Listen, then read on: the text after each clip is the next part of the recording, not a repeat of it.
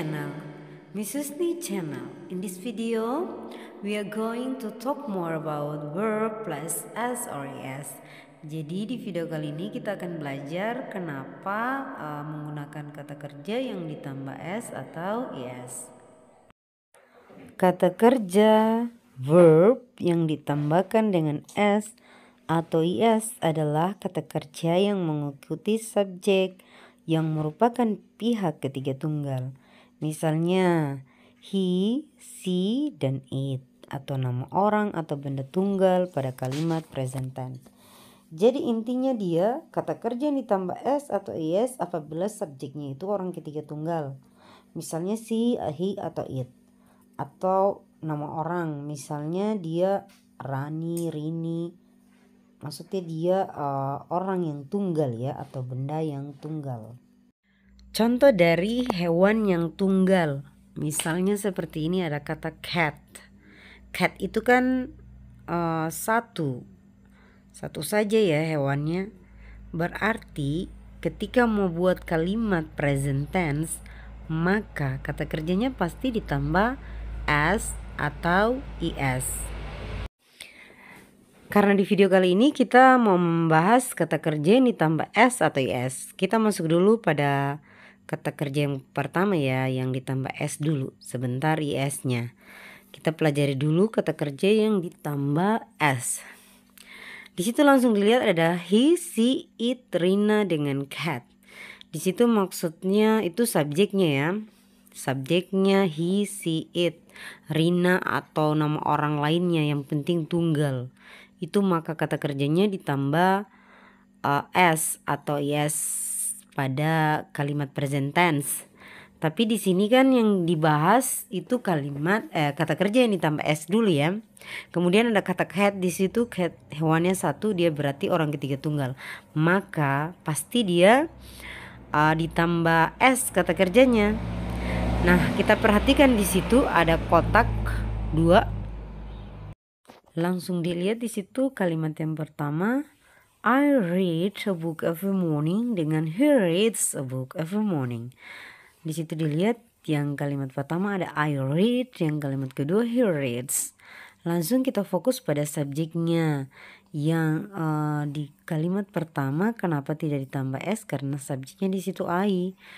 Yang kalimat kedua ditambah s kata kerjanya he reads. Berarti dia karena orang ketiga tunggal. Jadi di situ karena orang ketiga tunggal maka ditambah s kata kerjanya. Langsung dilihat ya kalimat kedua, I like pizza dengan Rina likes pizza. Kenapa di situ lagi kata like di kalimat yang pertama tidak ditambah s, karena subjeknya I ya, bukan orang ketiga tunggal. Di situ Rina likes pizza. Kenapa ditambah s? Karena dia orang ketiga tunggal, Rina itu orang ketiga tunggal. Jadi bisa dilihat di situ bahwa orang ketiga tunggal pasti kata kerjanya ditambah s. Lanjut kalimat ketiga. They play badminton every day dengan she plays badminton every day. Nah, dilihat kata they itu bukan orang ketiga tunggal. Jadi kata play di situ tidak ditambah s. Sementara she plays badminton every day. Berarti kata play jadi plays karena kenapa? Karena she di situ subjeknya.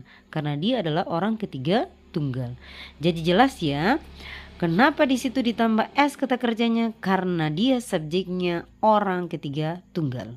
Oke, sekarang kita masuk pada pembahasan kata kerja yang ditambah is. Tadi kan kita sudah bahas kata kerja yang ditambah s. Semua ini dia sama. Mau kata kerja s atau is, dia subjeknya itu sama ya. She, he, it, nama orang atau benda tunggal atau hewan tunggal, dia pasti ditambah s atau is. Tapi di sini ada yang membedakan ya. Yang tadi yang ditambah s kata kerjanya, sekarang yang ditambah is. Dilihat di situ ada kotak ch, o, ss, sh dengan x. Jadi yang akhiran itu pasti ditambah is, bukan s. Jadi ada kata kerja yang di akhirannya ch, O atau SS atau SH atau X yang akhirannya kata-kata tersebut, maka ditambah IS, bukan S. Kita lihat pada kata yang pertama di situ ada kata teach, dia akhiran CH ya, maka dia jadi teaches. Berarti ditambah IS bukan S ya, karena akhiran CH. Kata go, goes. Go akhiran O, jadi ditambah IS, goes. Dengan kata pass, passes. Was akhiran SH jadi wasses. Fix, fixes. Jadi seperti itu ya.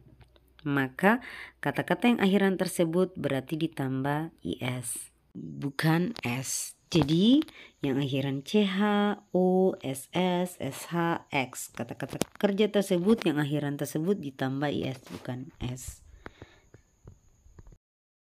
Sekarang kita masuk pada pembahasan seperti ini. Ada kata kerja itu yang akhirannya Y.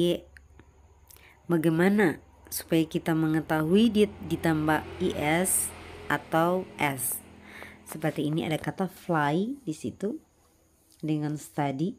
Kenapa dia ditambah IS di situ, bukan S ya? Sementara yang di bagian bawah itu di situ ada buy dengan play. Dia ditambah S. Sementara yang kata Y di situ dirubah jadi I, baru ditambah IS. Nah, kita lihat di situ ya.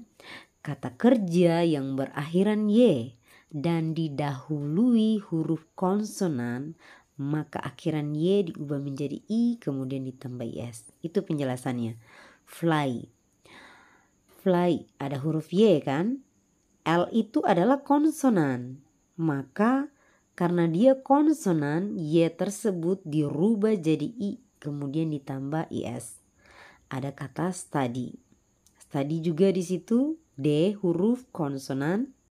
D adalah huruf konsonan, maka huruf Y tersebut diganti jadi huruf I dan ditambah IS. Kemudian kita masuk di kata kerja yang berakhiran Y dan didahului huruf vokal, maka cukup ditambah S. Contohnya adalah kata bayi. Bayi di situ huruf Y akhirannya kan? Kenapa tidak ditambah IS dia? Kenapa tidak dirubah jadi I-nya? Karena ada huruf U sebelum huruf Y itu ada huruf U. U itu vokal, bukan konsonan. Maka ditambah S saja. Kemudian ada kata play. Kenapa bukan lagi diganti huruf Y jadi I? Karena ada huruf A di situ. A adalah vokal. Nah, karena A adalah huruf vokal, maka tinggal ditambah S. Jadi bedanya apabila ada kata-kata yang berakhiran Y, kita lihat sebelum kata Y itu huruf konsonan atau vokal. Kalau huruf konsonan, maka huruf Y tersebut diganti jadi I ditambah IS.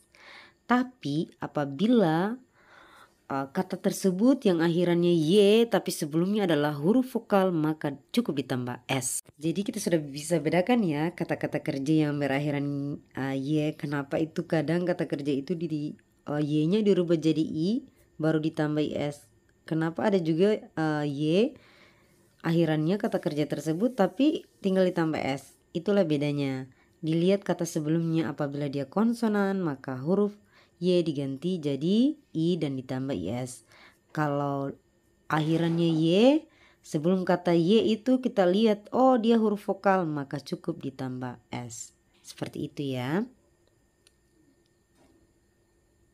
Nah, sekarang kita pelajari ada modal dengan kata kerja. Apabila kata kerja diawali dengan modal, maka tidak ada penambahan S atau YS pada subjek he, she, it. Jadi karena orang ketiga tunggal, jadi sembarang mau tambah S atau IS kata kerjanya. Tidak seperti itu. Apabila ada modal sebelum kata kerja, maka tidak ada penambahan S atau IS. Contohnya di situ. Kita ambil modal must. She must try this method dengan she must try this method. Yang kalimat pertama benar. Kenapa? Walaupun subjeknya si orang ketiga tunggal, tidak perlu ditambah is atau s. Kenapa? Karena ada kata must, dia adalah modal. Jadi kalau ada modal tidak perlu ditambah s atau is. Kalimat yang kedua, she can speak English dengan she can speaks English. Jadi yang pertama itu benar, walaupun dia subjeknya she, jangan ditambah s pada kata speak. Kenapa? Karena di belakangnya ada modal. Jadi ketika ada modal di belakang kata kerja, maka tidak ada lagi penambahan s atau is. Saya kira seperti itu ya. Thanks for watching. If you like this video, don't forget to like, comment, and subscribe my YouTube channel. Goodbye.